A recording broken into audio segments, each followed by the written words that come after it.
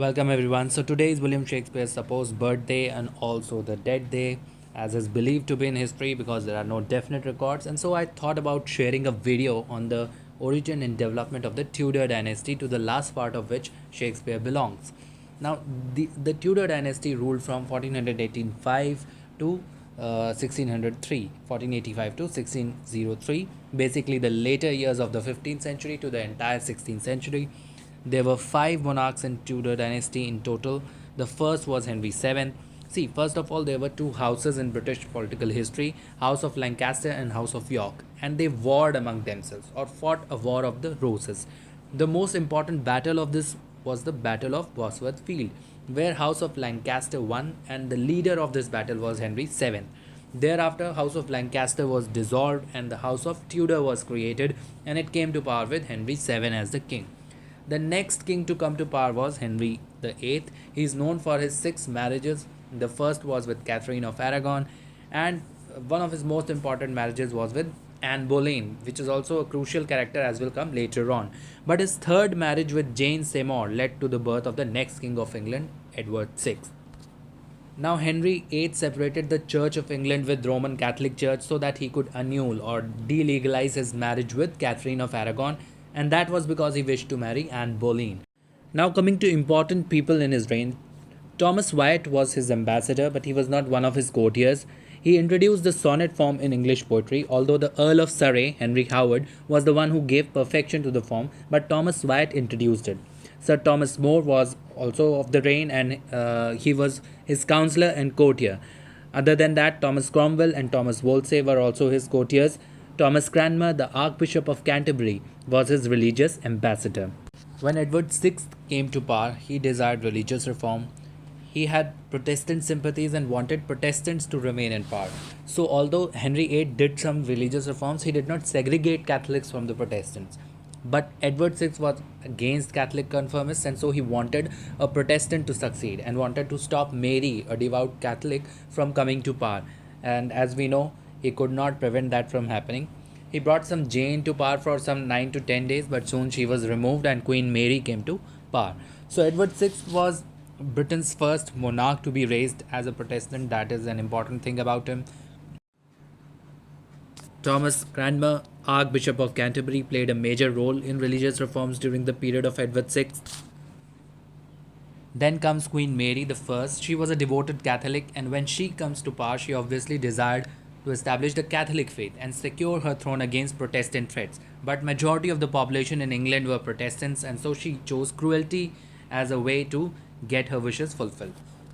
So she curbed all the leaders and faith holders of the Protestant faith and engaged in dire violence. She burnt the Protestants at the stake. That is why she is remembered even now as Bloody Mary for her cruel ways.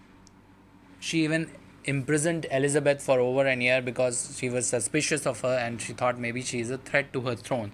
So that's why only after death of Queen Mary, Elizabeth got to become the queen. She is infamous for that and is often contrasted with Queen Elizabeth.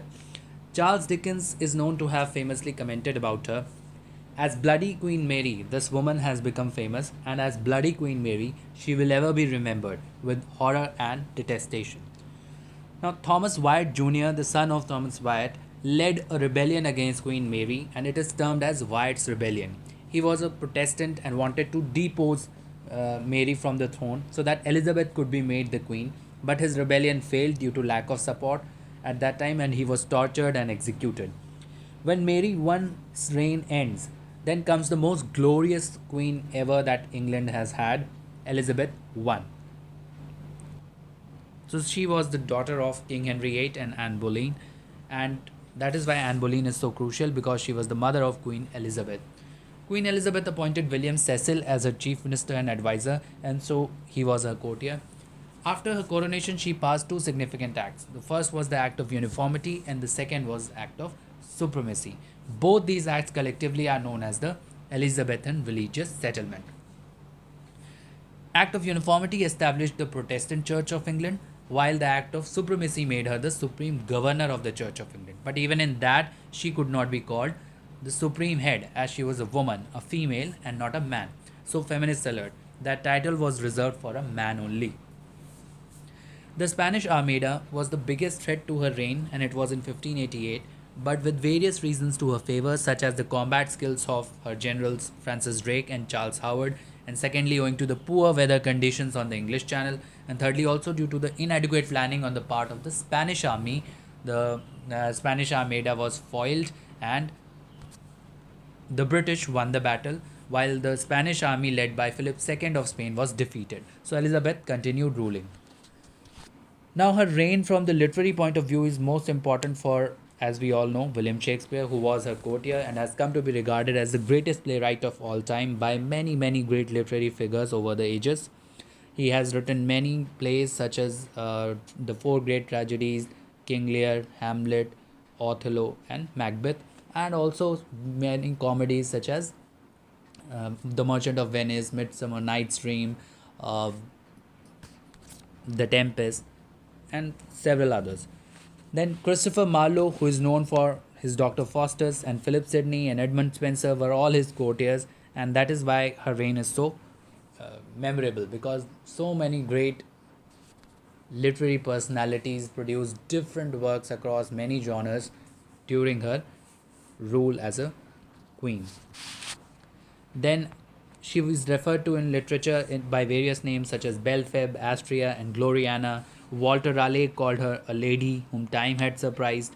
And regarding her moderate temper in matters of religion, Francis Bacon famously commented, "She did not wish to make windows into men's hearts and secret thoughts," which is a very significant comment and an appreciation of a liberal ruler.